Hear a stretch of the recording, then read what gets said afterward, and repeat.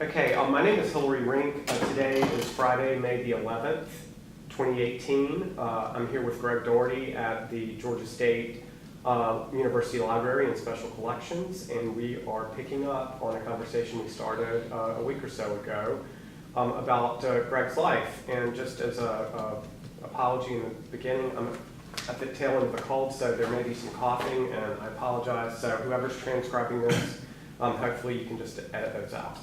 So anyway, so I know when we wrapped things up last time, we had gotten basically to about 1980, and you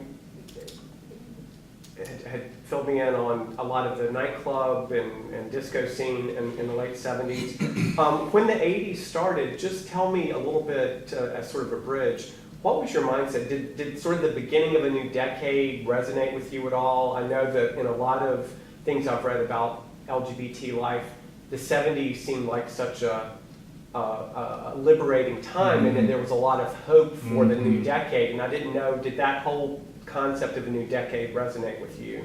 There seemed to be a bit of a change, that really. I think the 70s was a very hippie comfort zone, because there was that melding with that and the changes just in, that generation. And so one of the things that I think was very interesting in the 80s, in the early 80s, was the effect of the bars. Because, and it was very, very obvious to me in pulling out lots of the materials that recently, that I realized back to the fact that the size of the bars, you had mega-sized discos. You had Atlanta had 24-hour, several 24-hour bars, and of course with venues such as Backstreet, the Plantation, Weekends Warehouse, excuse me, and some of the others, they were large and just massive, onslaughts. One of the things that probably would be a price to pay later was, in the midst of all of this recreation, became this pretty large recreational drug activity, so forth and so on, that kind of really also fed into it. But in the transition from the clubs then and the clubs today, and even into that middle process in the 90s, that whole era was a very big, just go, go, go. The party scene was large. Right, and as someone who was a teenager at that time, I'm just curious, because it seems like with everything and sort of the euphoric mood, I think from what I've read, there was like a lot of hope for the 80s, and we know now, a couple years later, it completely changed. And I think that's an interesting time period, that very, very early part of the 80s, before AIDS became known, when people thought, oh, this is a new decade, but then you get Reagan in and you get AIDS, and things completely changed. It was very positive. There was, in a good way, there was a lot of just the pride parades were incredible, major parties. I participated with the Pride Committee for about 7 years, and I think I started in about 82. And one of the things with it was, I remember the shock of going and finding out that 350,000 people came to the Pride Committee, came to the Pride events for the march and all of that in Atlanta. We were ranked in the top 4 cities in the United States, for Pride. Just an amazing thing, and very positive, very active. And of course, if you lived in Midtown, which I did, then you lived in the Village, and you lived in an environment that was predominantly controlled and totally, created with the, the needs and wants of the gay community. And it was very active in whatever. And if you were not part of that, then you were shunned. And we were very, very fortunate also to have a gay leadership in our community that was very effective, that did lots of things for the community, and not just the gay community, but the community, people and all, everybody regardless of their sexual, discretion were included. And I liked that. And who do you mean when you say the leadership? Were they leaders of organizations or just individual citizens? Or both. Organizations, there were organizations and politicians and so forth and so on.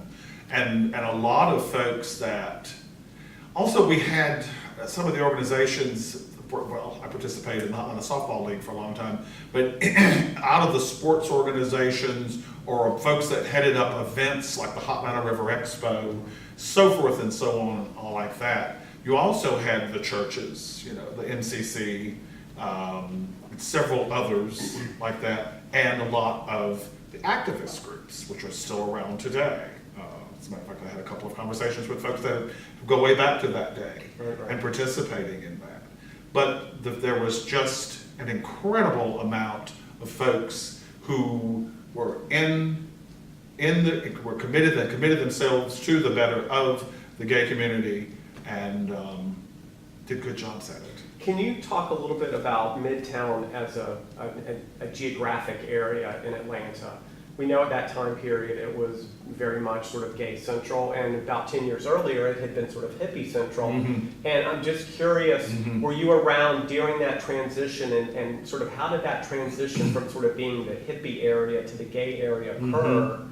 And was there any tension around it? Was it a natural evolution? Well, it was right. I moved here in '78. So when I got here, there were hippies around. Few, mm-hmm. very few. But there were things like, I'll never forget, 10th and Peachtree at the corner there, the guy, he had the Great Speckled Bird magazine. And I remember looking at one, and it was a hippie, gayish publication, very interesting. But even in the publications that you would find that were for the general public, whatever like that, there was this thing about the whole peace, love, and the gay community. And I think maybe in a way that was probably something that kind of gave something that nurtured and even created and kind of allowed the gay community to become to really sink in and be better. Right. Was the fact that they had moved into this community and were sort of were accepted into this community because there were lots of shop owners that had been here for a good long while, and they were hippies, and they knew, and their patrons were, members of the gay community. A lot of myself included, and many of folks that I knew. Excuse me. Can you maybe give just a sort of a brief overview or paint a picture of what Midtown looked like then? Because I think for people listening now, they think of Midtown, and obviously you think of Piedmont Park, mm-hmm. but then there are high-rise condos everywhere, and that's not always where it's been. No. Give us a sense of like what the area was like back then. Just once you got past Juniper, and Peachtree was here, and then there's Juniper, and you went over into what was called the Big Trees, which is the neighborhood back there. It was grassy, across from where Back Street was and whatever, there were homes with people with lawns. We did not have all of these high rises. We did not have, not in Midtown. Downtown, yes, but not in Midtown. Lots of shops. It was nothing. I lived over off 8th and Argonne, just above Grady High School. And it was nothing for me to walk my dog from there over here to go to the market at 12th and Peachtree and get groceries and whatever and stop and things and whatever and go back to the house through there. That entire neighborhood right now is nothing under 15, 16 floors of shops and condos. In this area between 6th and Peachtree up to about North Avenue, in and out of all of this were shops. One of the most wonderful gay shops that I remember that was right across the street from Bulldogs, which Bulldogs is still there, was Teas and Things. I can't remember Tom's last name, but Teas and Things. And it was a shop to get gifts and cards and t-shirts and things, like the name says. Very, very popular. That whole strip along there were shops like that. There was... So there were a lot of gay businesses? Oh, predominantly. Most of the businesses in the region were predominantly, especially all the way up to where the Cabana Hotel was, which was Doris Day. Doris Day built the Cabana Which is at Hotel Peachtree and right across from Back Street. Yeah, which now for people, that's sort of where the Viewpoint condo tower is and the Spire condo tower on the other side of the street is. Right, and it was an incredible place, and they had a club there downstairs, and up at Peachtree Street, pretty much all the way to where Colony Square is, and for some reason right about there, it stopped. But if you go from Peachtree Street all the way to North Avenue, just at the Fox area, on both sides of the street, all the way down, in and out and whatever, were gay bars and restaurants, and a lot of them. It was just a hub of places to eat and to go and buy things, and not just bar. I mean, to purchase things. I'm just curious. We're in the early '80s. You're still doing your job with the publications at that point. Cruise Magazine. Cruise Magazine. Can you talk about when the first little awareness started within the gay community here about AIDS in the early '80s? And sort of how it sort of made its way around in terms of people talking or hearing about it. Sure. I remember being aware of it from literally having a friend pass away, and they couldn't figure out what was going on. And then... Do you remember what year that might have been? It was 80. Oh, 80. It was 80. So that's very early. Yeah, it was 80. And then, because up until that point, there were things just in and out of, and of course all the details of the entire epidemic we didn't know much of. But there was lots of things, and we weren't getting a lot of it here. It had to be on other city news or almost national news. And then there was just this thing with many, many folks getting sick. And then, excuse me, and when the CDC got involved, that's when some of the realities of what was going on, we became more aware of. The early days of the plague, I don't really, just the where and the what and the whole thing, and the fact that there was not a immediate consensus to better research where it came from. We went for many, many years not really knowing how and what, how you got it, or where it came from, or what it was about. Folks were getting sick and dying, and there was no national knowledge of it, and it really wasn't until about 83 that it had, had been identified. But as Elton John says, that plague that has no name. Right. So in that very early phase, when people started realizing, oh, this will kill you, and various things, did it change the mood? Did you get a sense that people were more fearful? Were they still going out and partying? Was it like, we're not going to worry about it? Right. Sort of how was the community dealing with it psychologically? There was a lot of chatting. There was a lot of conversation by the gay media and by, like the organizations that helped, to the Gay Center. I remembered the Gay Center doing a piece in Cruise and in all the publications, basically saying that this is an infectious disease, or problem. They really never said disease for the longest time. They never just did that, call it that, which I think was a mistake. But there was an infectious thing going on, and that one of the things we needed to do about it was to be more cautious of some of the things we were doing. But there was just no labeling it. Now that stopped in 82, because in 82 it was identified as a blood infection. Then it changed from blood infection to sexual. It didn't get the sexual infection identity. And the only reason I know 83 was because of Reagan's speech in 84. So see, we didn't get the identity, if you understand what I'm saying, of the timeline, because I can't accurately remember. But I do have that as a flag, as to when we, as American people, put our finger on it as a problem.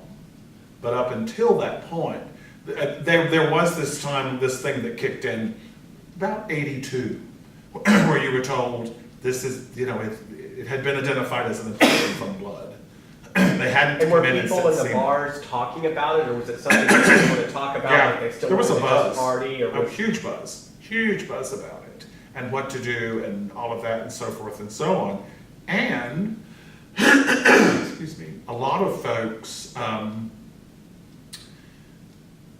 remembered having conversations with friends, and one of the things that became a reality was, chill out with having sex with someone other than, who you're partnered with. Well, if you didn't have a partner, then you just basically needed to chill out. That's a really tough subject to have with a 20-something to 30-something-year-old male. And especially with the fact that, once again, we go back to that environment created by the Atlanta bars. Well, not just the Atlanta bars, but by gay bars in general.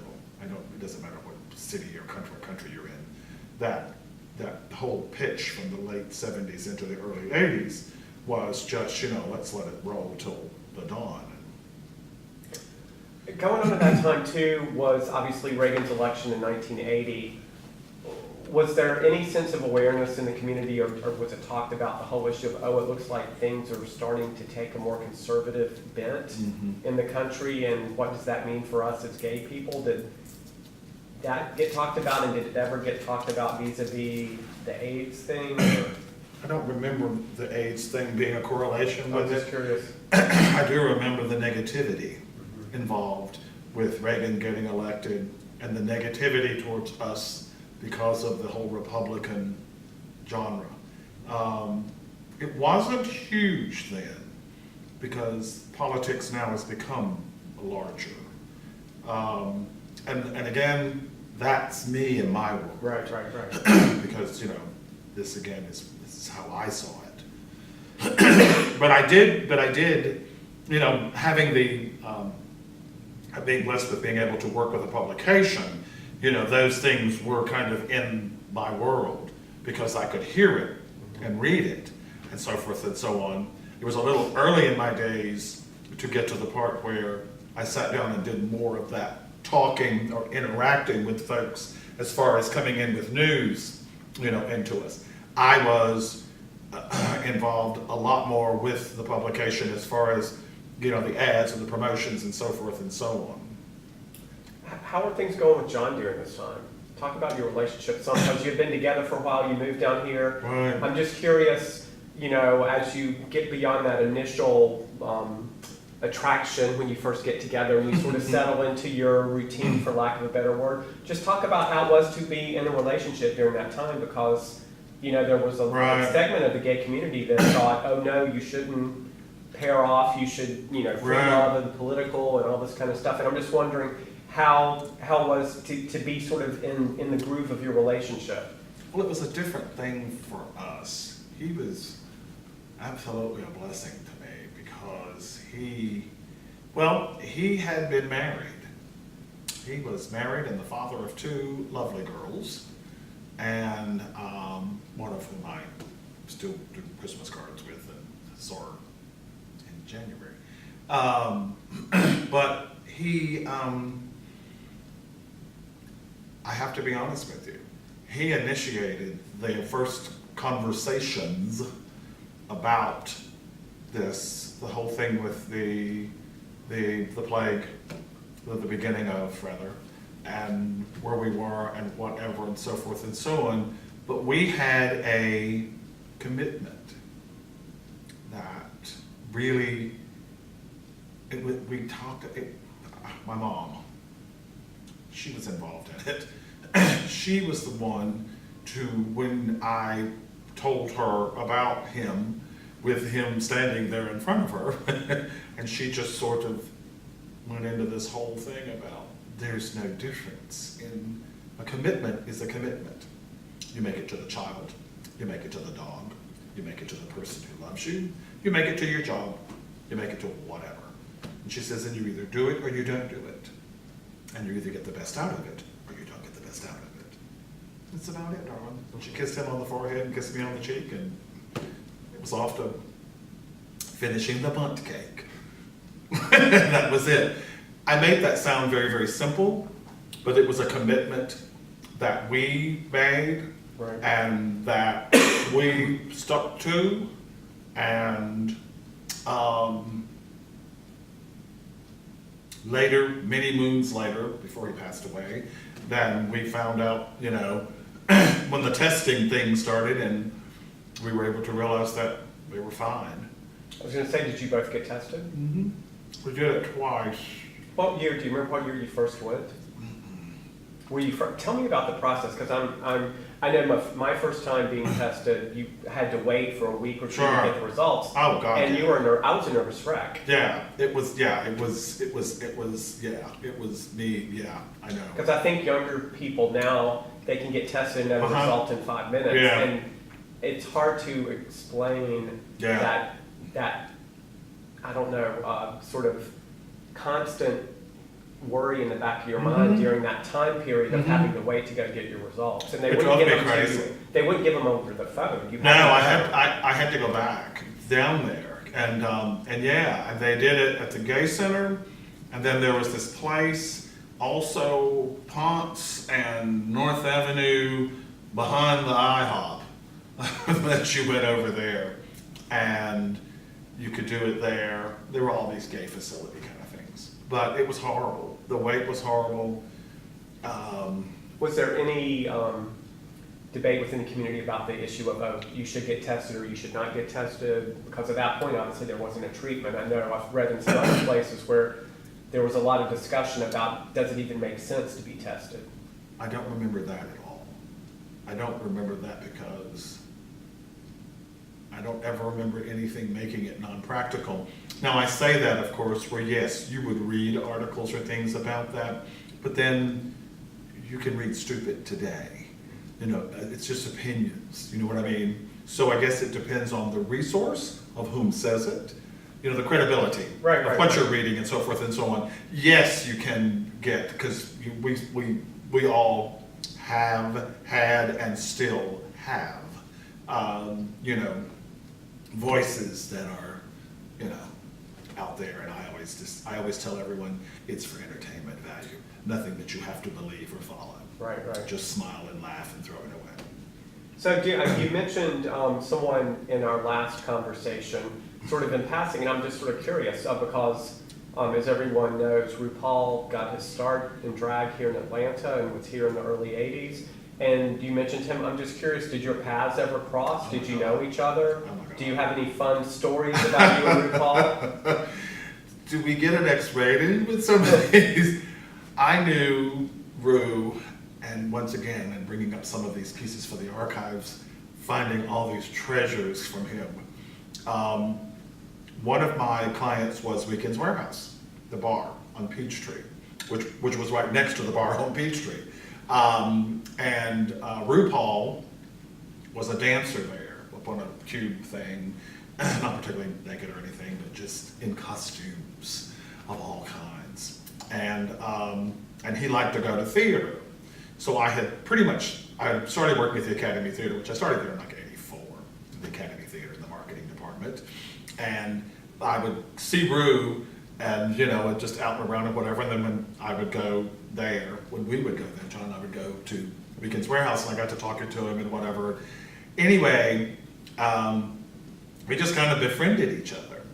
And I even helped him, this doesn't get me in trouble. He used to do this thing where he would go around and he would spray paint on the sidewalk. RuPaul is Red Hot. Okay. I made the stencil. Okay. Guilty. And so we would go around and help him with that, and just lots of wonderful conversations with him about stuff. And so I was going to do this piece, which we never got to do,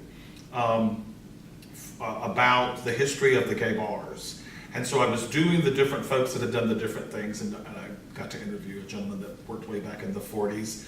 But anyway, I did an interview with RuPaul, and it was at that interview that I realized that this individual is motivated to go to the ultimate realms of everything that he wants to be, and there is absolutely nothing or no one that can stop him. And it was from that interview conversation that we became like buds. I mean, it was then come over to the apartment. He lived right off 10th, at the 10th and Juniper Fire Department. There was a high rise there in the corner, and went and videotaped him tossing a TV out the window. Yeah, you could say I know RuPaul. Do you still have that video? Mm-mm. Oh. Mm-mm. Mm-mm. So this would have been the early 80s then? This would have been, yeah, I'm going to say mid. Let's go right okay, to mid. You got to know him, etc. Did you Sure. basically stay in close touch during his whole time remaining then in Atlanta? And did he talk to you about where he was going and why he was leaving? Yeah. When he went to New York. He left Atlanta and he went to New York, and he kept the apartment here, and the roommate that he had there stayed there for a while. Because we would do lots of Christmas holiday things. Like if I didn't go home or stayed here or whatever, he even went with the softball team to Toronto, and he went along because he liked to go to Toronto. And but he went to New York, and I would write and whatever.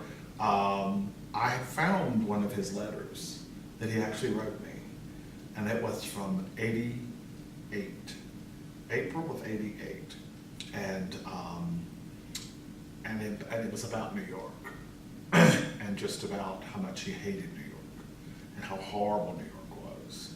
What was horrible about it? Expletive. I wrote back and go, King's English, please. No more South Side Chicago. So it was tough Right. to get a break. And Did he ever talk about maybe coming back to Atlanta? it's the reason he kept the apartment. It's the reason He was sort of a star here. I know. And he did lots of great stuff for Atlanta. A lot of things people may not know. AIDS fundraisers. He got into going, we did 6 that I participated in. I think he did 3 times that many. I think he did at least 20. And he would bounce around. And of course, at that point, he was getting really, really popular because he'd gone and done a few things. Because he did several plays, in legitimate in New York.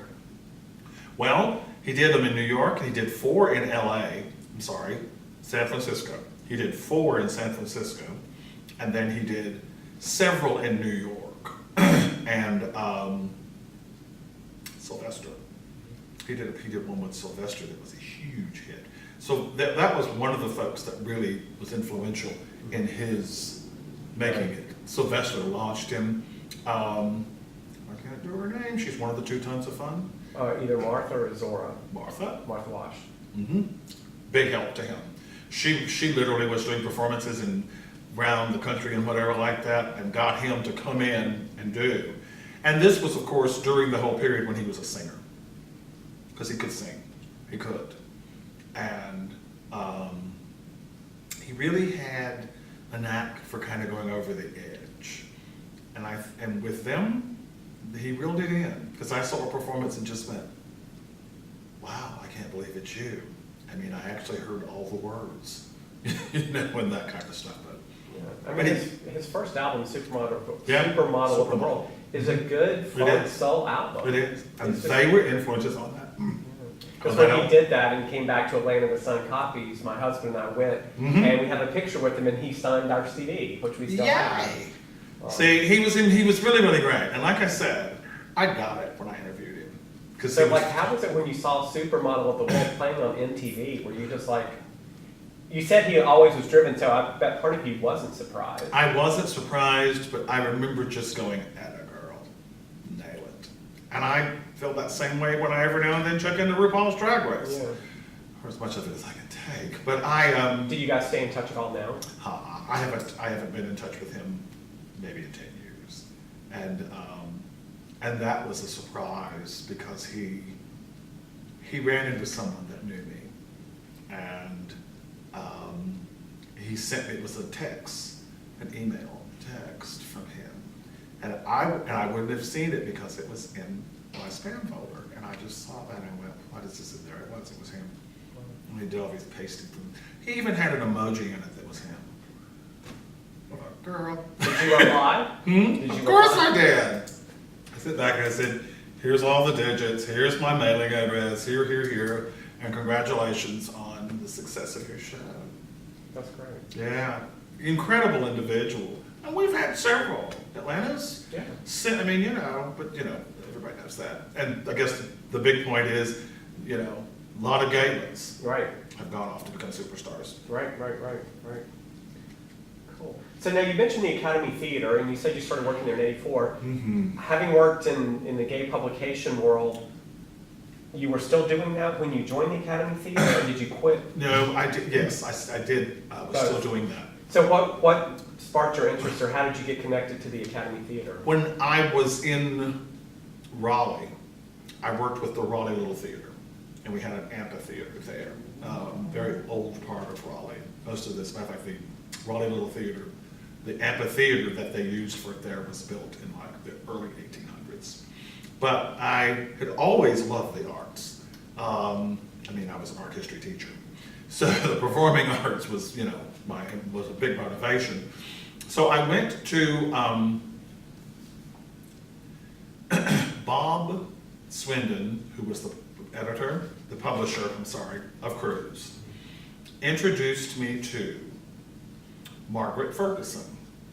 And she was the managing director of the Academy Theater.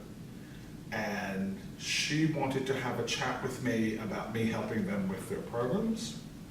And she wanted to have a chat with me about possibly coming on and helping their telemarketing things, because she said I had a gift for gab. Literally said that. Don't know where she got it, but hello. So, and then in my talking with her, we did an interview chat at Gregory's restaurant on West Peachtree. Yes, that way. I get my Spring Street, West Peachtrees, but I know where it is. It was all, the Gallus is right here and it's right there. We went to Gregory's restaurant, very popular with the celebs at night. And we chatted, and then during the midst of the conversation, she went, I want to just change the whole thing around. I have another different offer to make you. And I went, oh, did I not quite marry up to? And she went, the opposite. She said, we have a position open in our marketing department.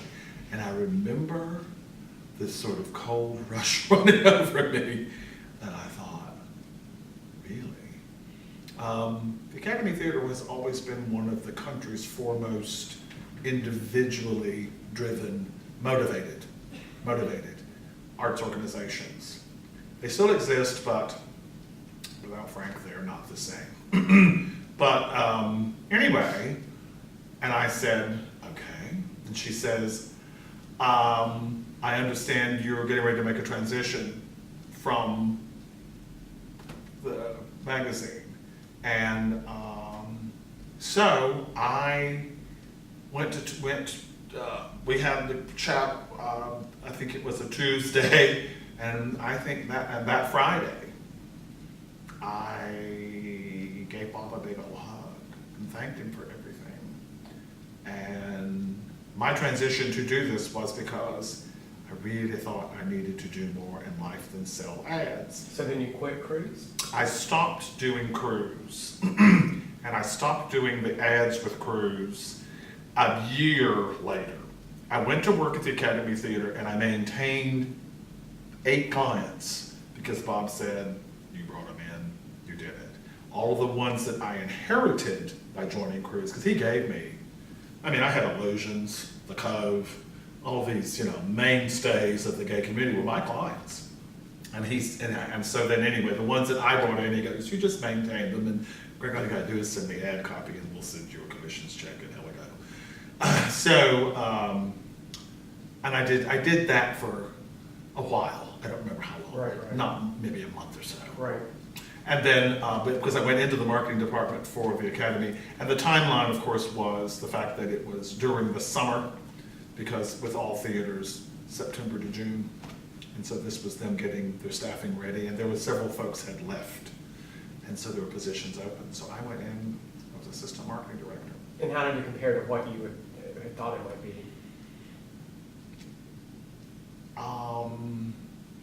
Much, much more than I thought it would be. Much more what? I was ecstatic. Oh. I was ecstatic. So you I felt mean, to like the point that Margaret would go, Greg, you can go home now. So you It's felt like okay. you found your place. I knew it. I knew it. I'm getting goosebumps right now. I will never forget going home. John came to pick me up. And this was, the Academy Theater was on Peachtree Street in the old movie theater where Margaret Mitchell walked out and was hit by a cab. The building. Margaret Mitchell was killed in front of this theater. Which is right near 10th Street, right? It is 10th is right here. 14th is right here. And I was working there when they were building the 14th Street Playhouse back here, which is where they went to for a minute.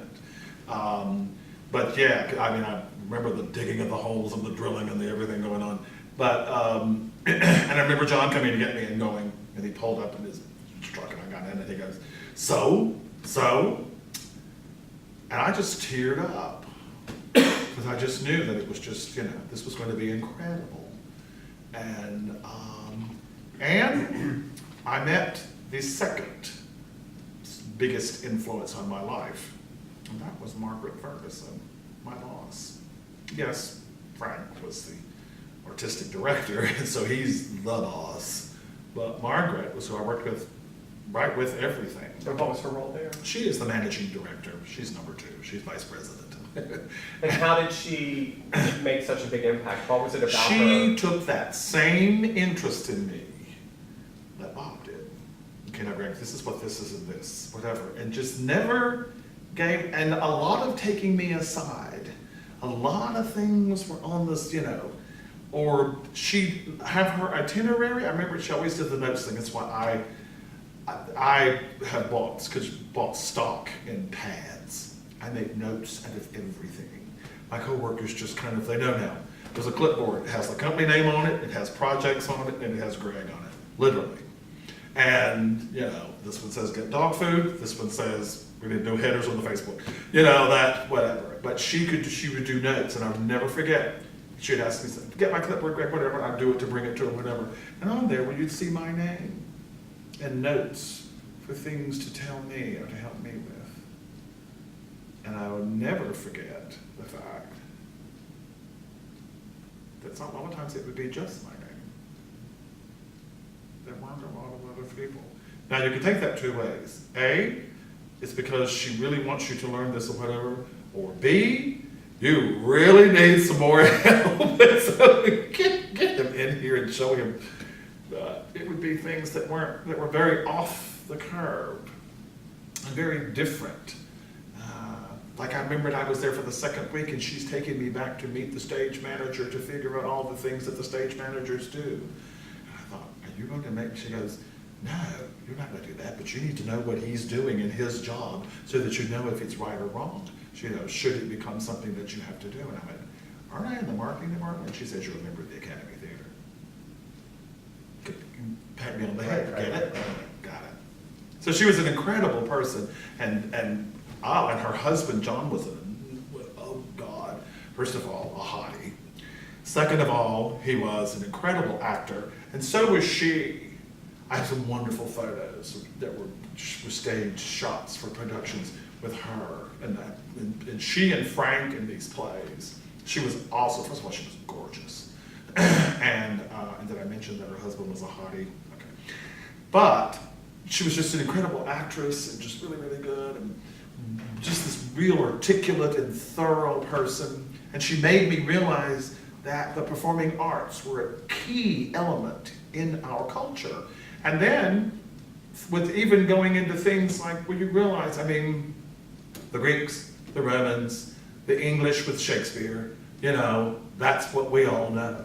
Well, how about we go into the fact that the Egyptians and the ancient Chinese cultures, so forth and so on, even the Mayans, into the South American cultures and so forth and so on, performing arts of some nature has always been part of human ever since we had village, or the tribe sat in one place.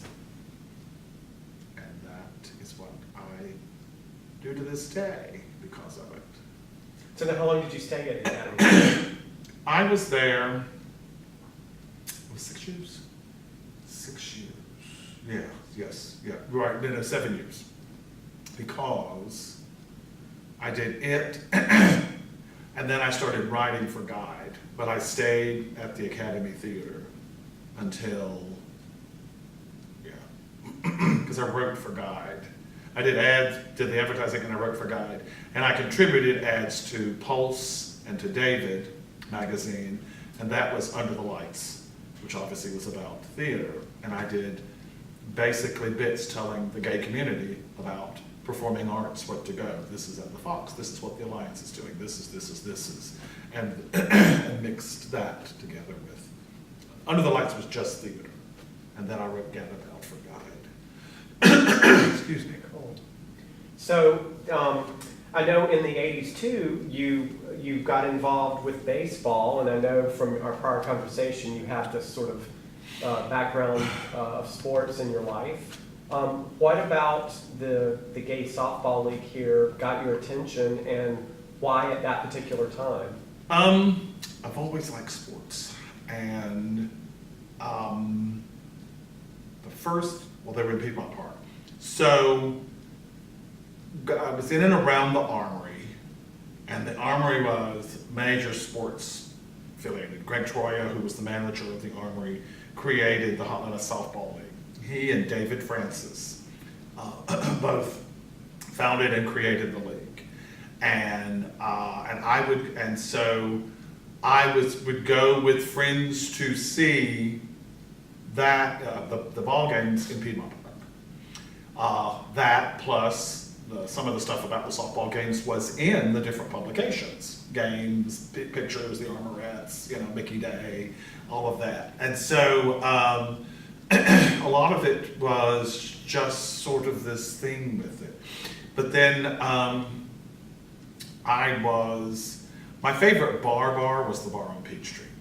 That was where we, daytime. A friend of mine from Asheville, North Carolina was the kitchen manager, and I just hit it off with Dennis Gilliman, who owns the place, and so forth and so on. And a good friend of mine, Mark Vance, had an art exhibit there. He's gone on to become one of the most incredible abstract artists in the United States. And so Dennis said, why don't we do a softball team? And I went, okay. And so the Bar on Peachtree Shooters was my first softball team. And What year would that have been? That would have been 1980, I'm going to say 86. Yep, it was 86.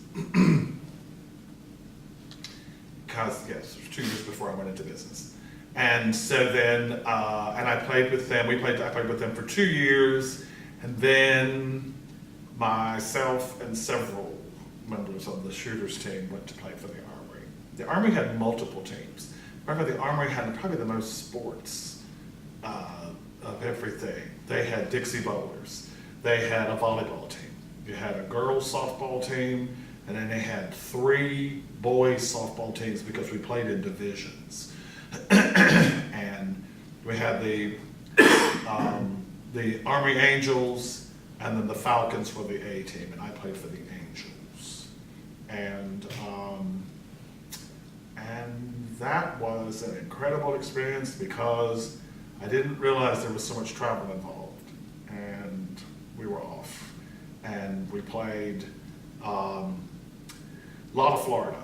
Tampa for the Gasparilla thing in February, then you're in Miami, and then we're over to Fort Lauderdale, then we go to Dallas, all up and down the East Coast. Philadelphia, DC, New York, played in the park, Central Park in New York for the tournament there, and then of course my favorite, Toronto.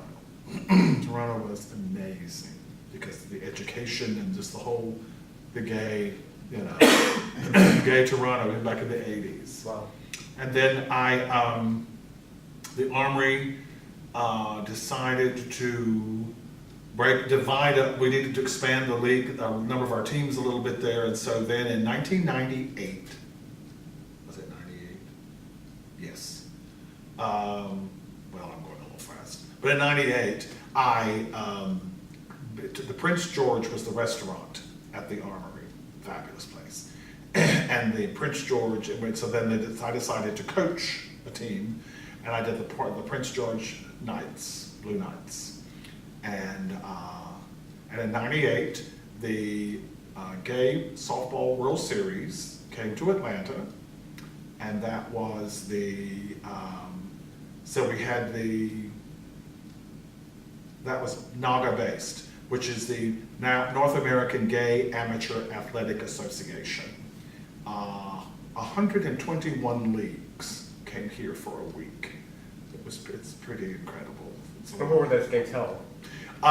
We went to Southside, just off Jonesboro Road, Cleveland Avenue. The facility has 9 fields and the whole bit, the roundhouse with the concessions and yada yada and parking, and it's part of the city park facility. Very, very nice. The league games were there quite a bit. We also had to play in Piedmont because of the number of teams, and a lot of the girls' games were here. And at that time, they had 2 fields here. They undid one of them, I think, if there's any at all. But and so that went on for a week, and we took 4th place. We sure did. Wow. I accepted my Frable trophy, and that was fun. I thought, okay, this is fun. And then the guys that played on that team, I moved again, and the owner of Blake's said, we would be glad to sponsor you because the Army decided to undo the number of teams. And also during that time, I was an officer. I was a secretary for 2 years in the Atlanta Softball League, or 2 terms under 2 different commissioners. And I was on the 98 World Series committee, and but I played with the Blake's Blue Knights for quite a few years. We went to 8 World Series division champions, and in 2001 we won the Canada Cup, and I got a Can-Am award, which is the Canadian American Award for relationships, all that kind of stuff. Sort of an ambassador's kind of thing. What do you think, based on your experience and talking to the guys you played with, what did being in the softball league offer during the 80s and 90s that other aspects of gay life here in Atlanta maybe didn't offer? Or why do you think people, because I know it's very popular here, and as I've told you before, I have friends in it, and I'm just curious, what, from your perspective in talking to people, what was it about that made it so important to the people who were involved? Well, first off, we were blessed with talent. I mean, that was just a thing, just blessed with talent. And in any kind of sports thing, I believe, and I'm sure anybody that's participated can tell you the same, there's a fever that goes with. So if you get on a team where there is talent, it does things to your talent level. And so we had a lot of great folks, the camaraderie, the bars went over the top to participate in. You had a host bar every Sunday, and we took turns doing it. And if the Heretic has the host bar, we are going to attend, and that kind of thing. So you went to these things, and there was this major interaction, and it was a way of creating a camaraderie with this large number of people, male and female, that I don't really know that you'd be able to do, because we had something in common. We had this thing. I met a lot of gay women because of it. Partly one of the things was the Army. We had the Heat, our girls team. They had won the World Series several times. When we would go on tournaments, whatever, Birmingham every Easter or whatever, those were just traditions. But when we would go on those tournaments and things like that, we would cheer for each other. If the girls were playing and we're not playing, well, then it wouldn't just be all the Armory teams. Here comes the Atlanta guys that we would take up, whatever. And the girls would do vice versa. So then I met all these people and all of these folks, regardless of. So that major camaraderie thing, and it was really large. And the participation from the bars, which I've been looking at the current genre and talking with some of the folks that are involved in the league still to this day. And the bars don't participate as much as they used to. And I don't know why. Is the league still large? It's a pretty good size. It is pretty good size. We were larger, but it's still pretty good size. I mean, it's still the men's division. I believe they have like 40-something teams. That's a lot of people. There's not as much, the women aren't as involved because there is another league that has predominantly women in it. And when did you sort of step away from being involved in that? I came away from the league. It's been 10 years, and because I coached the Blake's Blue Knights, and it was a long. We played for a long time, and I think kind of in a way it burnt me out because there was a period there where it was not a problem for me to be traveling 8 or 9 months out of the year, 8 or 9 months, and really pushing, the envelope on, us getting stuff, and the results were good. And I sort of started looking at coming away from it right about 2000. I thought right about 2007, 2008. I thought it would be a good thing to come out on top. And we had a couple of good years, and I began to see it's about time to step away. And we did real well. We went to Dallas. We went to San Francisco. Went to San Francisco World Series, and did okay. Not wonderful, but okay.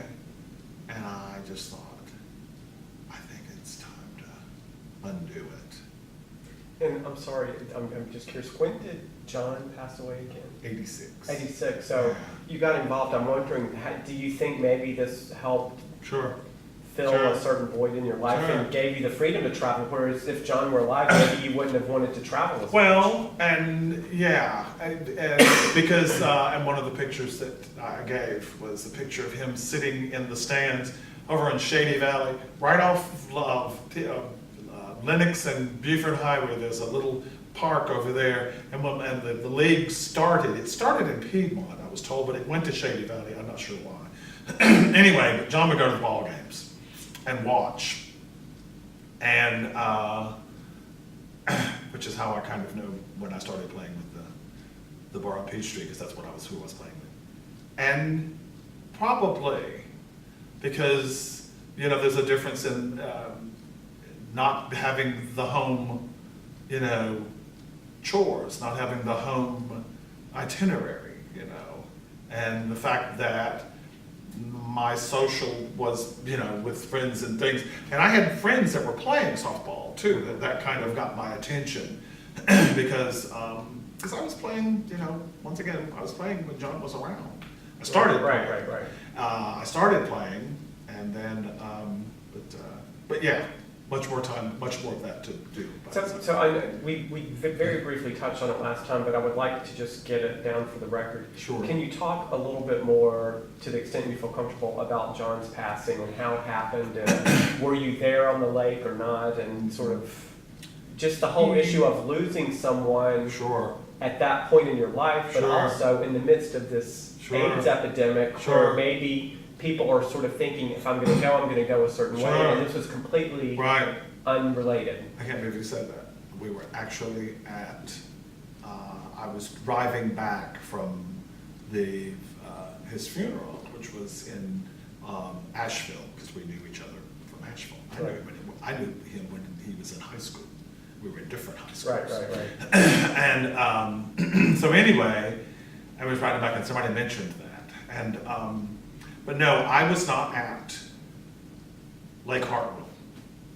He was at Lake Hartwell with his father, an uncle, a brother, and a niece, and they were skiing.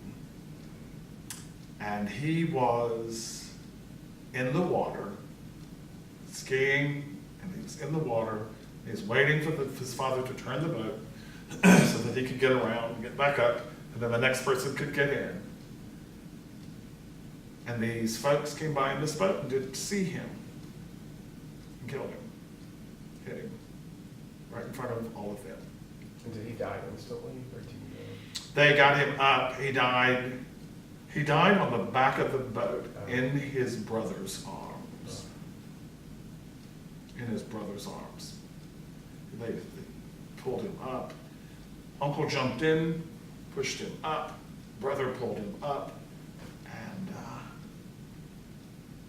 And he was how old when he passed? Oh, he was 38. 38. How did you hear about it? From his mom, who was in Asheville, and they'd called her. She called me that night because I hadn't heard from him, and I was out. And I remembered I was just getting back. I was just getting back from shopping at Winn-Dixie, and I didn't patronize them much more anymore. I thought that was a weird thing, but I'm serious. I did it, which was me. And I was getting back, and I was, because the phone rang, and I'm going in because we weren't cell phoned then, and so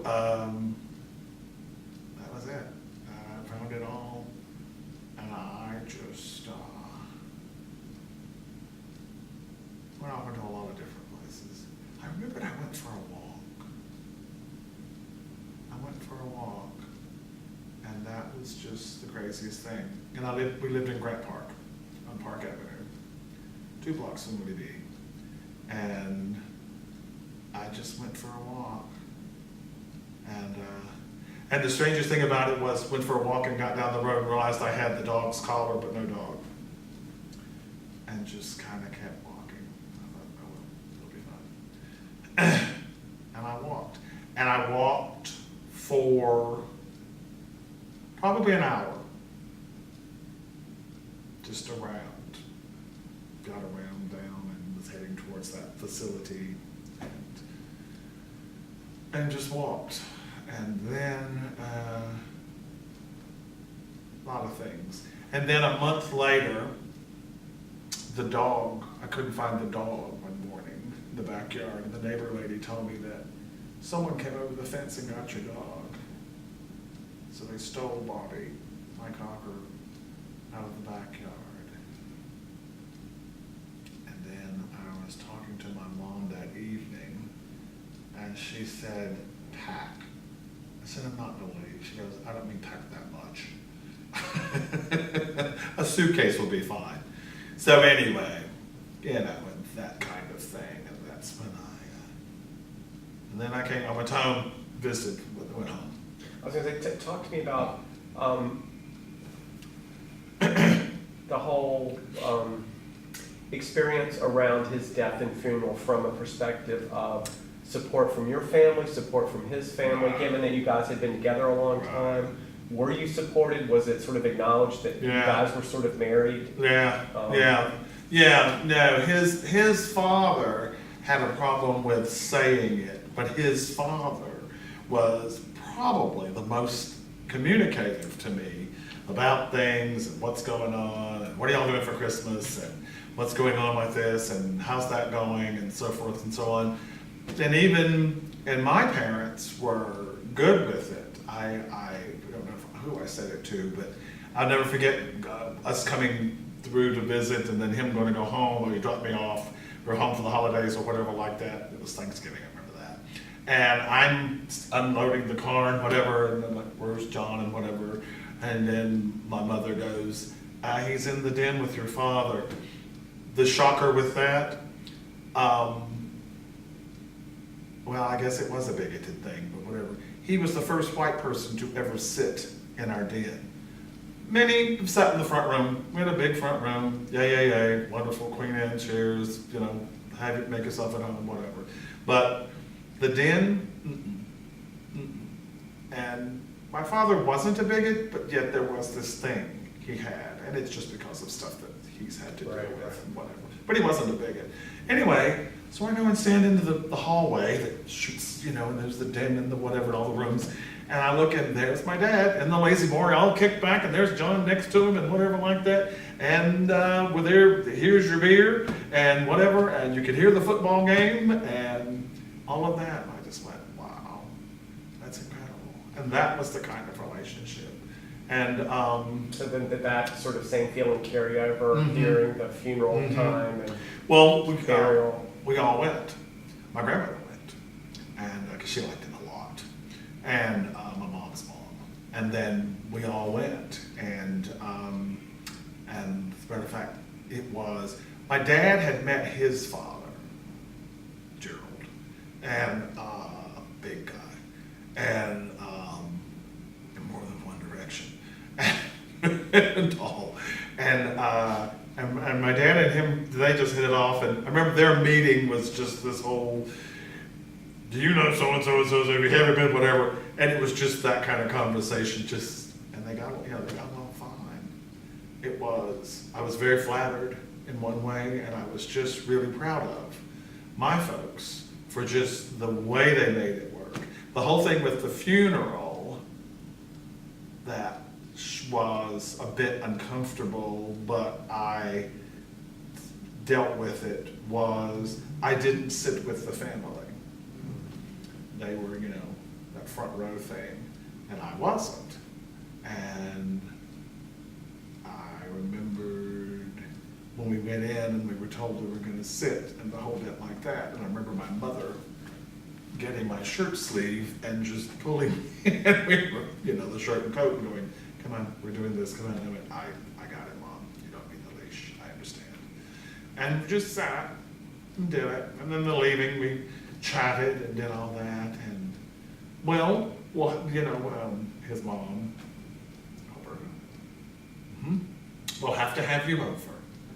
And there were some cards and things after that, but not a lot. Was there ever discussion, did they want some of his stuff, or did they treat you like a roommate, we'll come take his stuff up, or did they sort of know that the stuff was used together? The brother came and got a lot of things.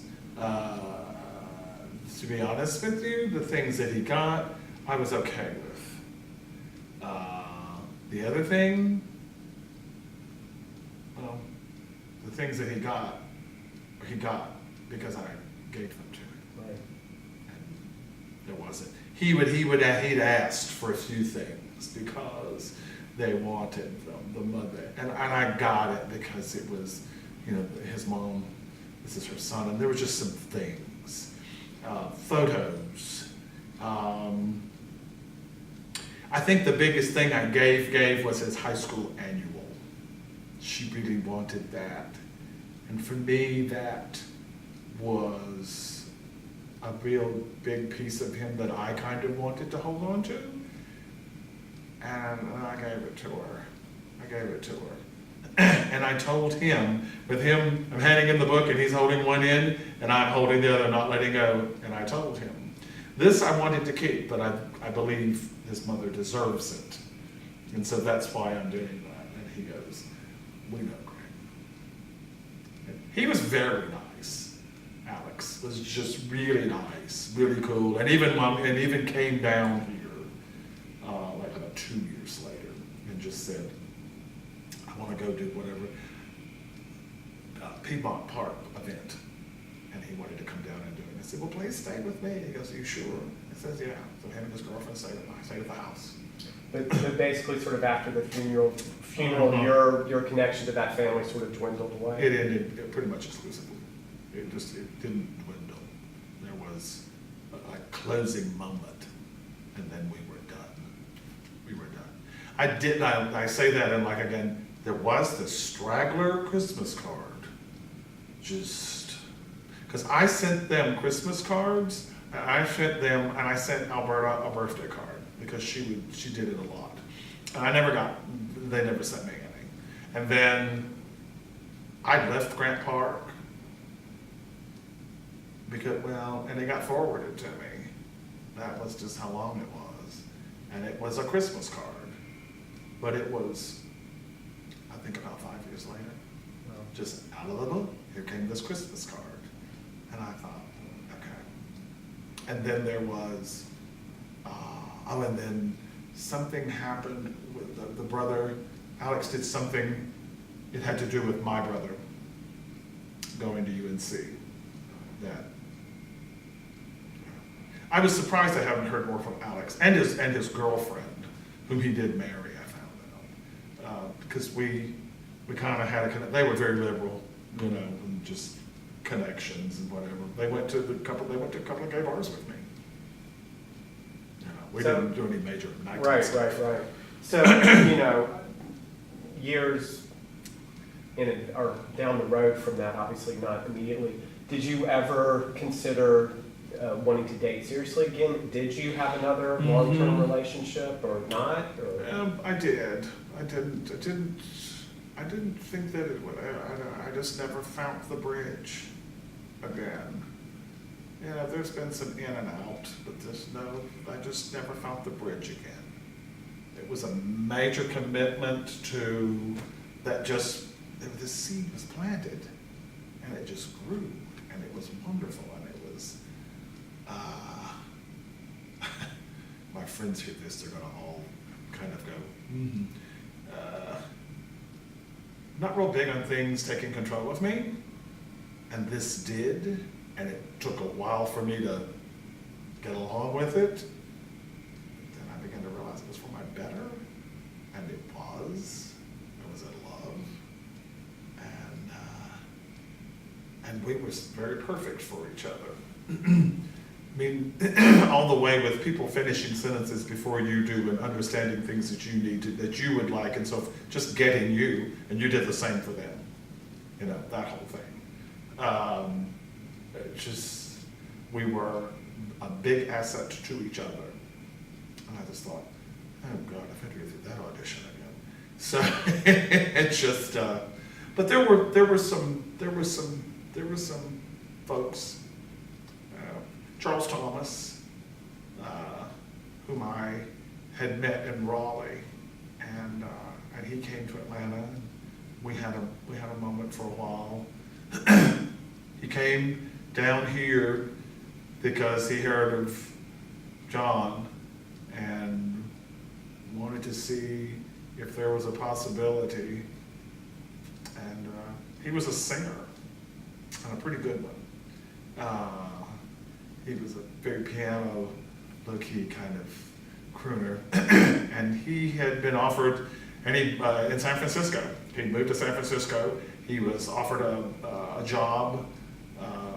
It was kind of a cabaret-ish kind of thing, and he played for some folks, and also would play the piano and be their background person, that kind of thing.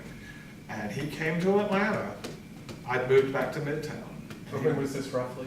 This was about, I was in business, was it 88? It was 88. It was right at me. And how long did that continue? Couple of months. And so you've been sort of content? I've had a couple of off and ons, but not much. Yeah, not much. And I would say that Charles is the one that got away. Very much. Because he would have been, he's the one that got away. Is he still alive? I lost, we lost him, it's been about 6 years. And Had you stayed in touch? not very much.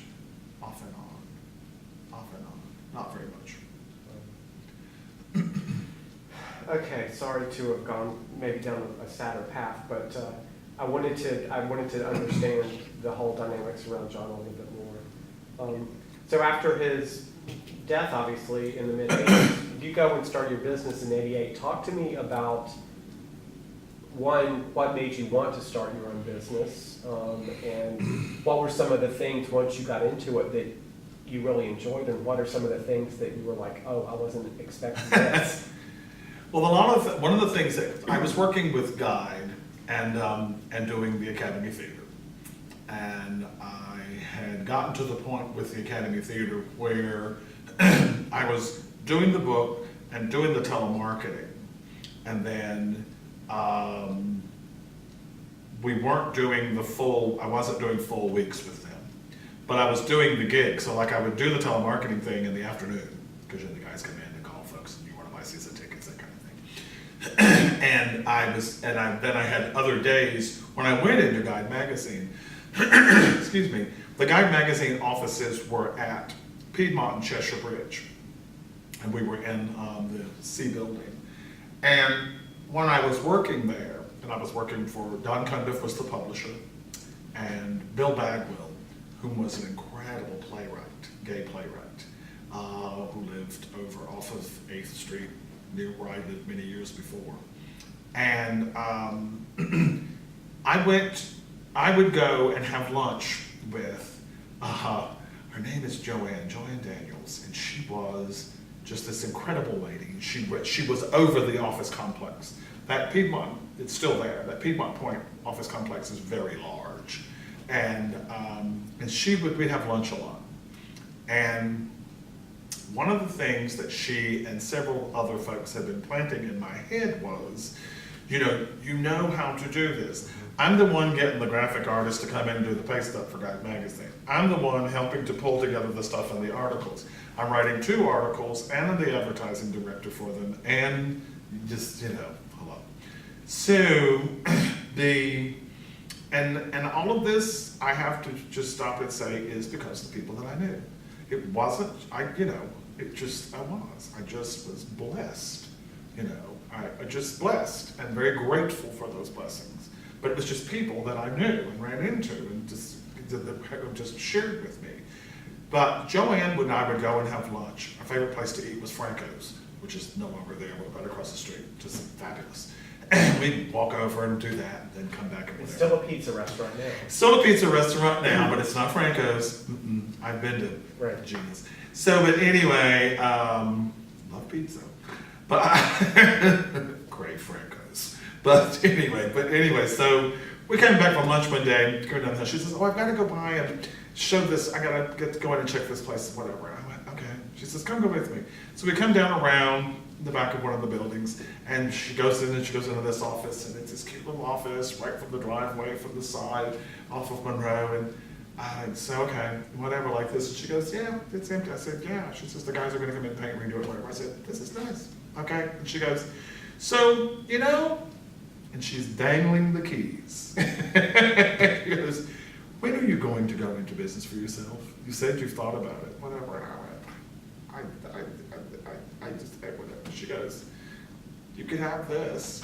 And she just made me this incredible offer to get me started and to do and to be whatever. And I said, all right, well, let me think about it. And 2 days later, a friend of mine, whom I'm to this day still involved with, working with, whatever, Joy Barnes, she works with the city of Atlanta today, right now, got with me about a meeting with City Representative Michael Lomax, the name you probably remember, and National Performing Arts Festival promoter by the name of Stephanie Hewley. And they were contemplating kicking off, creating, and starting an event called the National Black Arts Festival. And she said, Greg, we would like to talk with you about doing our program. And I went, okay. So I go to the Civic Center for a meeting, get in there, yada yada, meet Stephanie Hewley, and have this wonderful conversation, meet Michael Lomax, Andrew Young was our mayor. He was there. I sat behind John Lewis, all of this, yada, yada, yada. Come out of there. She says, what do you think? This is great. You could do that. We'll put it together. We'll give you the copy. You sell me ads. And I went, yes, ma'am. I'll be honored. Thank you so much. Agreed to it. And then that evening, I get back, and I'm sitting, and we're chatting with my new head of room. I took on a roommate. His name is Chris. And we're sitting there, and I went, I guess, and he goes, you've got to do this. So the next day, I went and got the keys, Joanne, and said thank you. I say thank you again. And went, and on August the 6th, 1988, I got a business license. And I went and told the folks at Guide, it's been fabulous. Kisses all over. And walked out of the C building, the B building, and walked around to the C building. Come and see me anytime. And kicked it in. And Joy went to work with me, and she was like the office manager, reception, whatever like that. And Keith Watson became my graphic person, and John George and I did sales, and the four of us created performing arts media, and we did playbills pretty much for everybody. And going into business is an education for, I don't care if you're the baker or the limo driver or it's an education, and you learn and you go, and but the joy of creating something that, I mean, to this day, it hasn't changed. That book comes out and you sort of look at it and go, Tell people what it's called.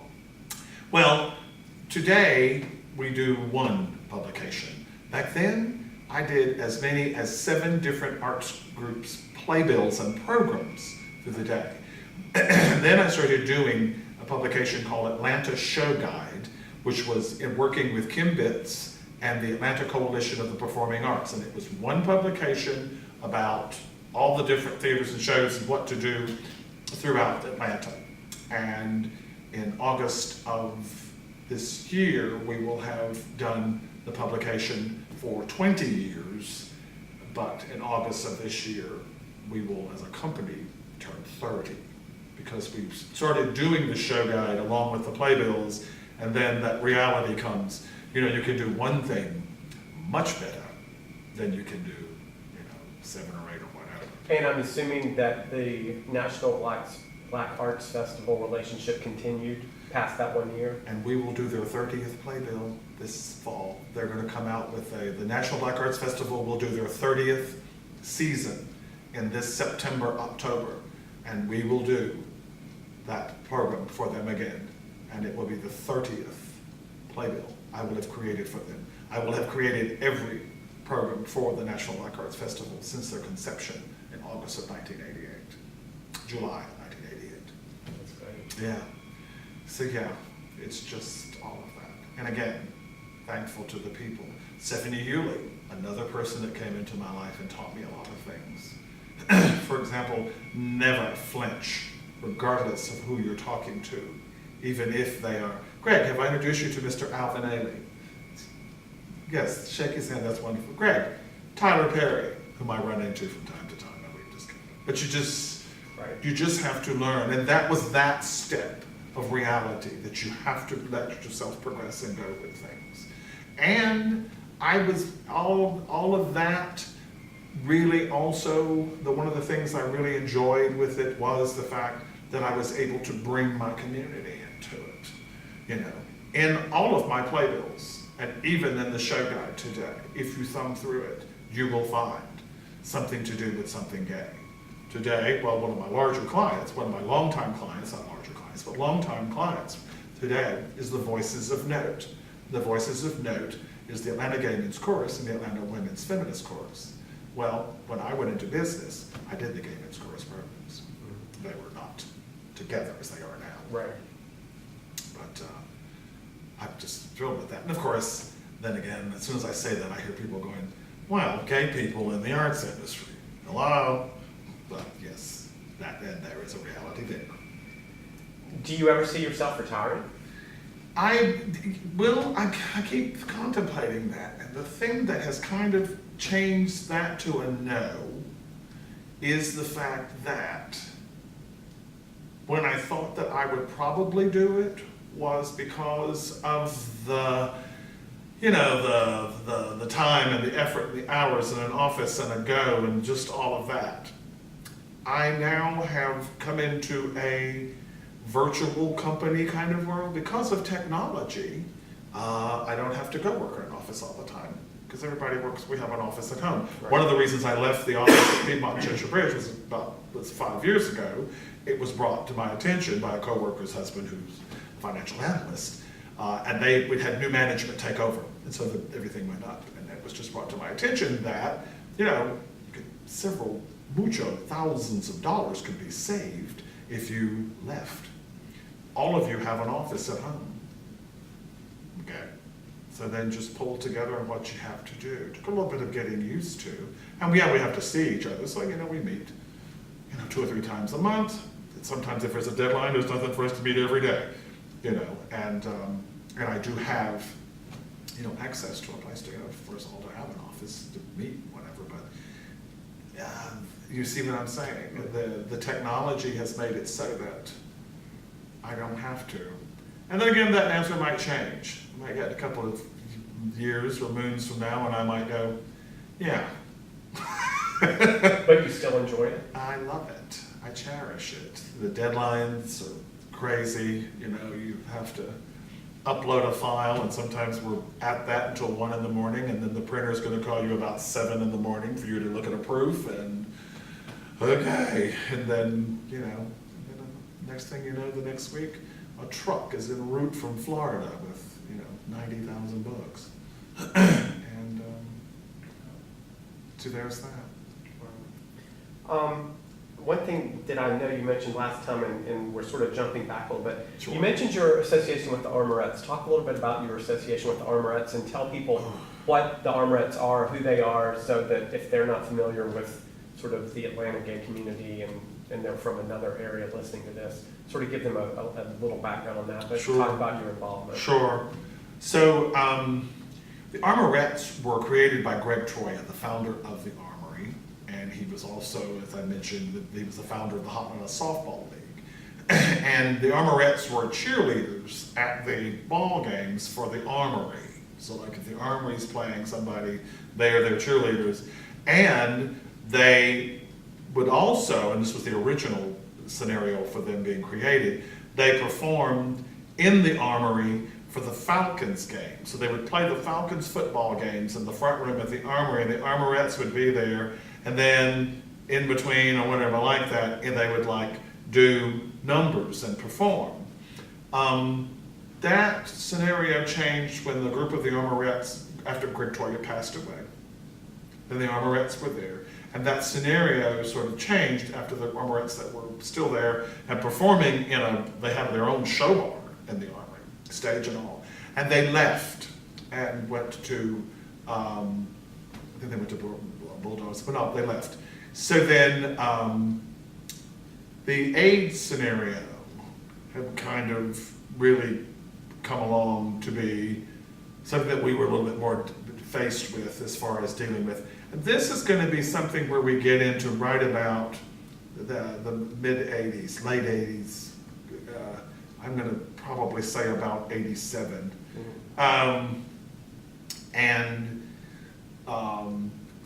Bill Copeland, he is we called him Colonel Copeland.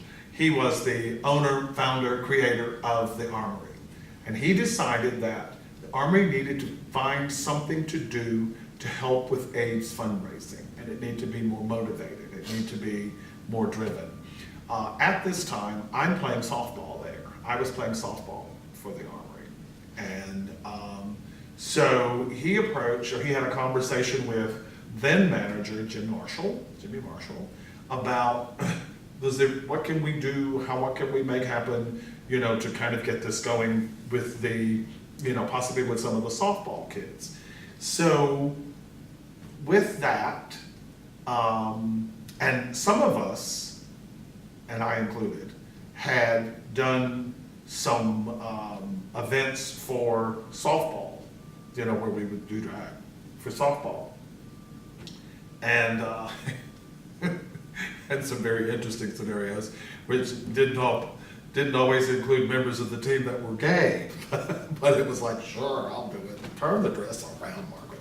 So anyway, So anyway, we had the conversation, and we were then decided that we would perform. That some of us from the team would perform and do stuff to help raise funds for the different AIDS organizations, and then it just kind of was an amazing scenario, because out of the two different teams, the two boys teams, most from the Angels team, which was we were the C team, the B team, and then the Falcons were the A team.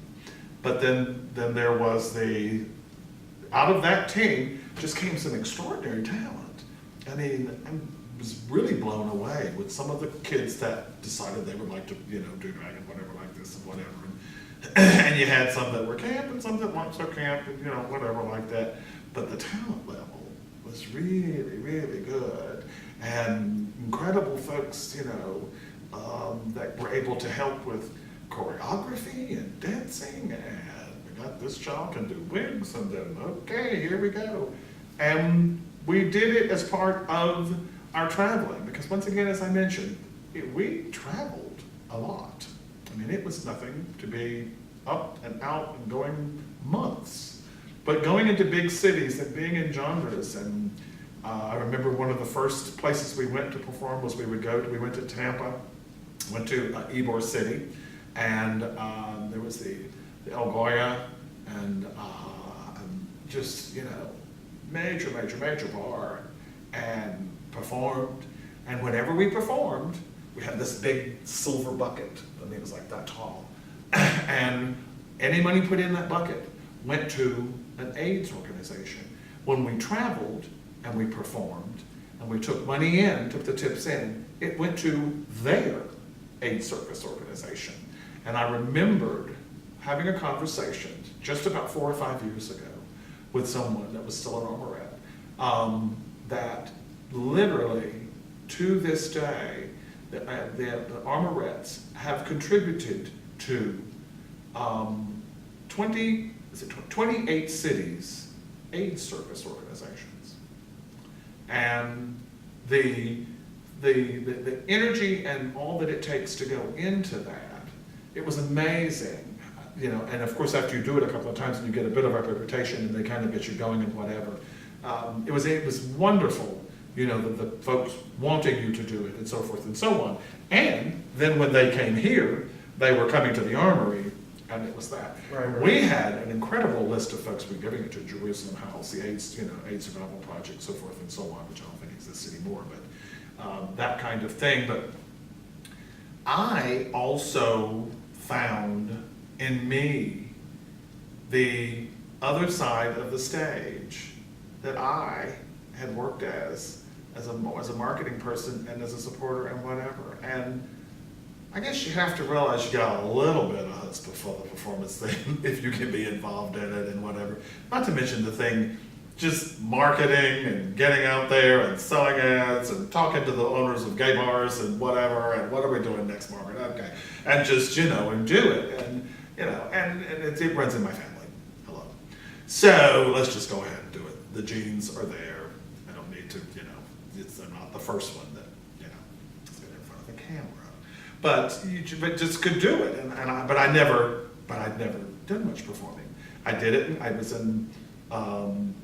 in Zeus in college, and that kind of thing, and just did a few things here and there, but they were legitimate theater, whatever. Right. And I never had a lead or lines. I was just this big person that's going to walk across the stage and look fabulous. But the armorette thing, again, it was just coming into lots of energy and stuff and whatever. It wasn't the first time I'd done drag. I did drag in Raleigh at the Mousetrap. And that was a real camp hoo-ha whatever kind of thing, completely with the fact that I didn't shave my mustache off. and there are no photographs. But the armorette thing, a lot of fun and a lot of energy. But the thing that was amazing with this all was where we did it and how we did it. We performed at the Atlanta Zoo. We, do the pride thing in and out and all of that. which was one of the few times I ever performed outside around Atlanta. Right. One of the things I had to say was that Debbie didn't get to go outside. Greg pulled into the parking lot, took the stuff in, Debbie did the show. And your Greg name was came Debbie in. what? It was Deborah Ann Daugherty, but Debbie to her friends. And I always loved Deborah Ann. And it was, and I don't know why, well, I do know why. I think it was a very Southern thing to have your Christian name and, of course, have your popular name, so I had to go that route. And, but it was just a lot, and I really enjoyed it. And I poured this alter ego into it, because it is. Any actor or any performer will tell you that you've got, this alter ego to put into things, just as in someone gives you a script and therefore you then learn the character or absorb the character or you hatch the character. Right. And so there was, with that, I got a lot of that. With the people in the armorers you're still in contact with, you'll have to encourage them to make sure they preserve the history of that group at some archive, be it here or somewhere else. But plant the seed, please, that the things they have under their bed or in their closets need to be saved and not tossed. Well, and interesting you should say that, because I brought an item today that was Good. very much a visual of that. Good. I know your parents were a very important part of your life, and I'm assuming, and you may have told me last time, and I apologize, I forgot. Have they both passed away? Yes. Can you talk a little bit about when that happened and sort of how that impacted you at the time? And I don't think there's anything very unique about that. was it recently or a long time ago? There was many years apart. My father passed away. My father passed away in 96, 97, right about then. And he was pretty healthy for the longest time, and then it just went downhill. And he had 4 strokes, and then had one. And my mother was, he was in the den, and she was fixing him breakfast, and she said, all right, Bill, let me go in and get your breakfast and I'll be right back. And she came back and he was gone. And I'll never forget, she made the comment as she sat down on the arm of the lazy boy chair and just said, well, I guess you won't want your grits now, will you? And then, and I thought, well, she told us that. That's how I know it, because she told me he was there. And so then, and my mom passed away in May of 2000, May of 2000. And she and I had a big thing in common. We both love gardening, digging in the dirt. I'm an obsession with it. And of course, all my friends that are going to see this are going to be going, But anyway, because I had my first garden when I was 8 years old. But my mom was out working in the garden, and she came in and just mentioned to my other brother that she was going to take a nap, and she did.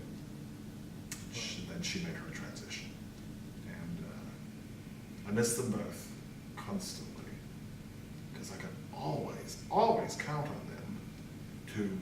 It doesn't matter how stupid it was or whatever, for them to just respond, or, I was always reminded not to keep things from them. And then, no, my father would say that. And then my mother would say, that's not possible, I understand.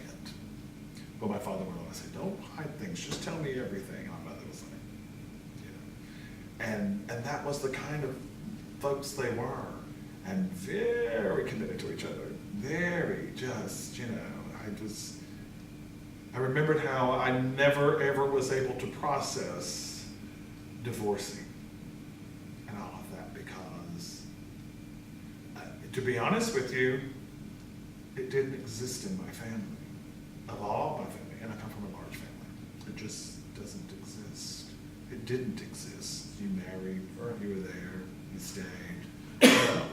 So the reason I ask is that, as you know, a lot of times LGBT people have, let's just say, can have complicated relationships with their parents. And I've talked to people, during interviews and just friends, where some who have been very close to their parents react a certain way, and others, obviously, who've had a more antagonistic relationship with their parents have reacted better. So I always like to ask that, because I think maybe more so than with straight people, there can be more ambiguity in the parent-child relationship for gay people. And I've known that a lot, and I've had, and I'm sure I'll keep having, because I guess it just doesn't sink in with me. When with friends, where the parents have separated, we had to go, 2 years ago, I had to go with a friend of mine to, his niece had a baby, and I had to go with him, and I was going along with him basically just to be sort of support and just be here and whatever, and as he would say, pinch me if I'm about to swear or something, and I thought, get ready. And his parents had lived together and, had been divorced for 20 years, and but they both were going to be there, and because it was a grandchild, grand or great-grand. Anyway, long story short, I just remembered, the ride, to Orlando, and I just couldn't quite stop asking, A, why couldn't we take a plane? And B, how do you cope with, how do you cope with them separated and undoing and everything, especially when everything seems so normal. If you look at the pictures and you talk to the stories and whatever, it just seems so normal. Right. And my mother and father were a team. They were a team, just amazing. And like that whole thing I was mentioning about someone finishing your sentences when you talk, which of course friends can do. But it was one of those things that John and I had, and I've learned from, not them telling me, but in conversations, where you can learn, when, that relationship is there, when that conduit, has been created as a social kind of thing, and you know it, and you sense it, and I think a lot of what I know that their relationship and what they had going on and what they did was what, my mental process towards the whole, scenario, what came from that. And I got that, I got my grandmother, my grandmother, my grandfather, my grandmother, oh my God, just just loving.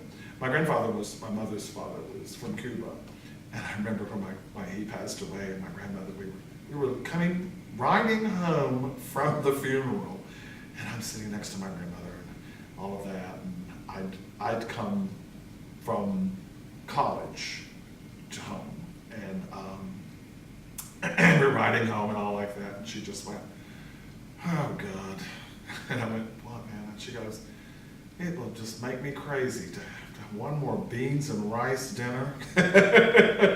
Just that whole thing. But the thing with that was those commitments and that special person in your life. And my mother and father were just. Now, have you and your brothers remained close since their death? Do you three stick together a lot now? We do. I talked, as a matter of fact, the 7th was Steve's birthday, and Brad and I might text and email more than whatever, because 9 times out of 10 I call, I gotta hurry, I'm going to do this, whatever like that. And I'm like, okay, Mr. ESPN. So, and then my sister-in-law, of course, is my world. But yes, we do. And there are different members of the family that pretty much, just like my cousin Pam is just like, she is my sister. I mean, I'd even, when we were like 13, 14 years old, I considered her a sister. I feel like we're sort of wrapping up. I have a couple last questions that I'm just curious Sure. about. Think back to that little kid you were in Black Mountain and stuff. Can you imagine, do you think he could imagine how your life has evolved and progressed and in the paths it's taking? Is it something that you ever think, oh my gosh, I can't believe this is my life? Or, oh, this is exactly sort of how I think my life might have played out? Do you mean looking back at the kid now? Yeah, I'm just curious, like, sometimes people have very strong Sure. perceptions when they're young of, oh, my life is going to be this, or I want Right. to do this, and sometimes that's the way it goes, and sometimes Right. it's completely different. No, absolutely no. And the more that I've dusted off things lately in working with you all and so forth, whatever, you become more, you do that reflecting. So therefore you look back at the scenarios, so the different things that you come in and out of, and you're trying to realize that.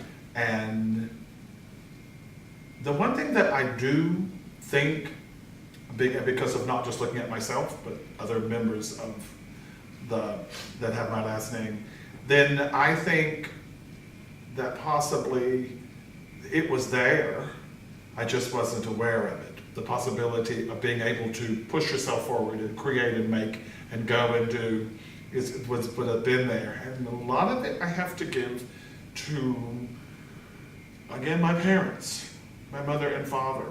My mother, driven, creative, motivated, gotta get it, whatever. Taught me a lot of just keep your eye on the prize and remember what's going on. And also remember when you make mistakes, that you made a mistake and you get one shot at it. Remember that you need to push forward and whatever, and don't let, things or people get in your way, but at the same time, find ways to get around them. And a lot of that conversation took place when I was getting ready to go to college, because it was in the late 60s and 70s when the racial hoo-ha was just, very messed up. And so there was this whole thing in prepare yourself to just kind of do things that you have to do, keeping in mind that, there's a group of people out there that are not going to help you. So just understand that they are not welcome in your life. And that's what we were taught. We were taught that, bigots are not welcome in your life, not the other way around. It is not their choice. You're not welcome. And it's not that they, Right. It's the other way around. And that stuck with me. But to answer your question, the feeling that it was there, I felt like it was a bigger thing than me. So, and it is also that part that makes me go back into the that God is a little bit more in control than sometimes I want to admit, even though I am Christian, and I always have been. I talk with him daily, usually over my cup of tea in the morning. But in that process, I also realized that those things from that kid that had that 8-year-old that had that garden, to progressing all the way through things and creating and doing into what I am and what I do now, that seed was planted. And I don't take credit for the control over it. I really believe that there was, and there are the folks that have the kismet, and there are those folks that have the whatever and whatever, but I just believe that the Bob Swindon, the Margaret Ferguson, the Don Cundiff, Joanne Daniels, all of them were, Stephanie Hewing. Those are the angels that were sent to make sure, no, honey, you're supposed to go this way, that kind of thing. Because I'm very grateful and I'm very blessed, but that's what it is. It's blessed, Yes, I have to do the work. Yes, I have to do the blood, sweat, and tears. Yes, I have to pull the things together to make them work and function and keep it going. But at the same time, I have to realize that those experiences and everything that I was in that were totally me just carrying the gifts.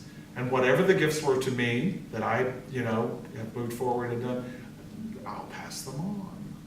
I'll pass them on, just as someone passed them on to me. Mm-hmm. And I do more and more of that now, and the past couple of years, with people that I meet or doing things and whatever. And and it's intentional to share with people that are starting something or that are new or that you can help or you can show something to, that kind of thing. And I'll continue to do so. And at the same time, learn something every day. Or as my grandmother would say, you learn something every day until they shovel that dirt on your box. That might be a nice quote to end on. Is there anything else that you would like to say or that you want to sort of get on the record about anything about your life? Well, I think one of the things that I am probably the most happy about is the ability to be able to get around, for the ability to be able to go and see and do and not do them alone. Even with the fact that the partnerships, kind of came and went, I still had the opportunity to experience the incredible one, the gift. And after that, there was no more. But with the traveling, getting to go out, the sports thing, just completely over the top involvement in the gay community. And not just Atlanta's. I mean, I have been in every major city, pretty much in the United States, in Canada. And with that, I learned to live an experience that translates what is the essence of being gay. And then, be a professional, be able to offer more than just one facet of myself, being it in different things or training people or being an artist or being this or, working in the arts or being on a stage and performing and working in a cast, where we just didn't show up and they put on the music. We had rehearsals and production numbers and so forth and so on, and did them all over, whatever. We also performed for the Olympics when they had the gay center down at the center, at the center stage down there. Those kind of things. The Olympics was a tremendous experience also. But those kind of things where it was just seemed like if it was anything major or out there, I just happened to sort of be there. And again, the major importance of the gift that I think was the most was to be able to do that with other people. I mean, I was part of this group. I was part of this entourage. I was part of this thing that was producing and giving to something, and learned a lot from that. A lot of grateful for that. A lot of great friends from that. So, yeah, that's what I think is wonderful. Well, Gregg, thank you very much for taking these 2 different sessions to talk about your life. Personally, for me, it's been very interesting. I love making another connection. But the thing that excites me too as a historian is knowing that this will be used in some way that you and I may have no idea about. And someday in the future, it may be part of a research project or someone's thesis or something. So wow. In addition to, documenting your life, just remember that you're helping sort of push that little bit of knowledge of gay history a little further down the road. Thank you. And it may be used by other people in ways that we can't even foresee now. I'm honored. Thank you very much. Thank you very much.